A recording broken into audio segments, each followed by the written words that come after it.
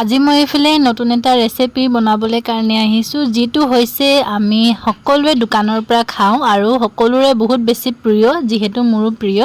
আৰু তাৰ কাৰণে মই লৈছোঁ আজি আধা কেজিমান চিকেন, আৰু ইয়াকে মই ধুনীয়াকৈ যিমান মছলা থাকে সকলোখিনি মছলা দি ল'লোঁ। ইয়াত অকণমান দৈও দিলোঁ, আৰু বাচি ৰখা দৈখিনি মই নিজেও খাই দিলোঁ আকৌ দেই। মোক দৈ বহুত বেছি প্ৰিয়, তাকে মই মেৰিনেট কৰি থৈ দিলোঁ। আৰু এইফালে আছে মেইন মছলাখিনি, যোনটো বস্তু বনোৱা হ'ব।